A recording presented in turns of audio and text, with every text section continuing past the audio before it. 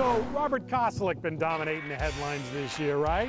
Well, did you know that he's not the first person in this state to get headlines as a result of gender issues?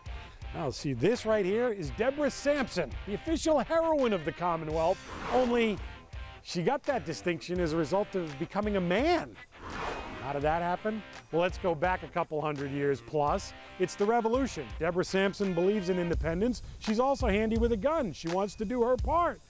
Except that women can't serve in the military. It's a crime back then. So what does she do? She dresses herself up as a man, goes down to the enlistment office a couple of towns over, and she signs her name as Robert Shirtliff, and thus becomes a member of the Continental Army. Actually serves for almost 2 years with distinction, gets shot at one point, and it's not until she becomes deathly ill on the battlefield and a field doctor figures out her ruse that they actually send her home. By the way, much like Koselleck, the state didn't want to spend any money on her as a result of her gender issues, and they denied her a military pension. That is until no less an authority than Paul Revere himself went to Congress and said, fellas, cut the crap. And they relented and gave her her military pension.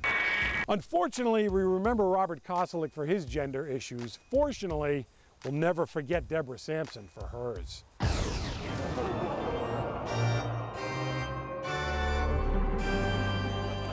So this is a first for us here on Very Best Gravestones of New England. Never in the history of the show have we actually featured a gravestone that wasn't in New England. But there's a reason. Remember earlier this month when the Boston Red Sox fired Bobby Valentine as manager?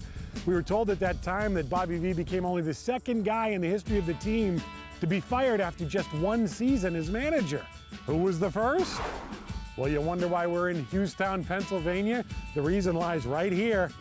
Bucky Harris! Yes, he was the manager for the Red Sox in 1934. He went 76-76, and then he was fired.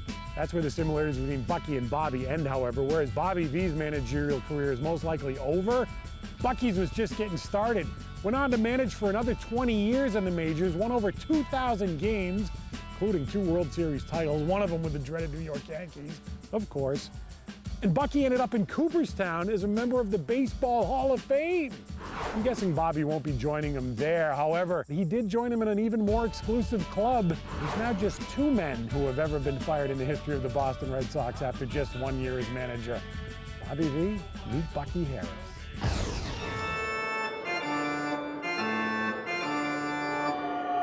Ah, yes, the collapse of this year's Boston Red Sox still seems unthinkable, doesn't it? And yet, it pales in comparison to our next grave story. You see, this year is the 100th anniversary of one of the most unthinkable things in the history of the country, the sinking of the Titanic. It dominated headlines all year, and rightly so. That, of course, brings us right here to Mount Auburn Cemetery in Cambridge, in this grave, the grave of Caroline Brown, who you'll note passed away in 1928. So what does she have to do with a ship that went down in 1912? Well, Caroline Brown was the last person to get off that ship alive. And the way it happened is rather interesting. You see, Caroline Brown and another woman, Edith Evans, were walking towards the last lifeboat. And when they got there, they were told there was only room for 1 more person. Edith Evans, a much younger woman, looked at Caroline Brown and said, you know what? You have children, I don't. You go. Caroline Brown got on that lifeboat and made it back here to Massachusetts to be with her children. As for Edith Evans, well, 100 years ago this year, she, like so many others, went down with the Titanic. How about that story?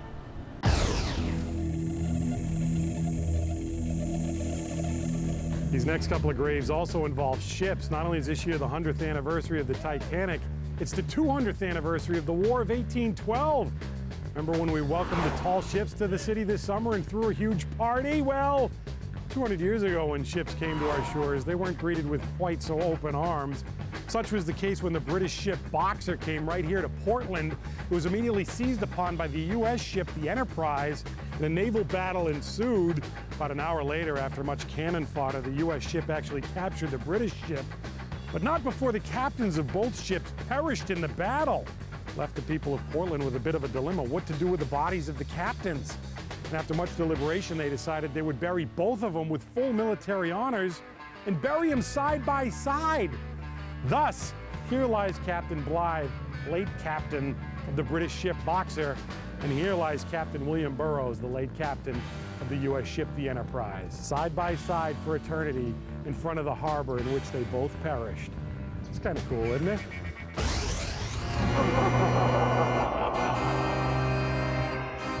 Finally, there's been a lot of talk about Michelle Obama and her health food initiative this year, and invariably, every time I have a conversation about that with somebody, they say to me, "Bibi, I can't believe you don't eat any vegetables." And it's true, I don't, and you know why? Because I like to learn from those that have come before me. And if I could get Michelle Obama up here to Newburyport, I'd introduce her to Mary McHard right here, who died in 1780. And what did she die from? Oh, a little thing I like to call green death. Read along with me, won't you? She was in a state of health, suddenly summoned to the skies by swallowing a pea at her own table. A pea killed poor Mary. Do you realize if Mary didn't eat her vegetables, she might still be alive today? Granted, she'd be about 270, but still, we'll never know, will we? It's a crying shame what happened to Mary, and I'll say this much. You may have gotten poor Mary, Michelle Obama, but you ain't getting me.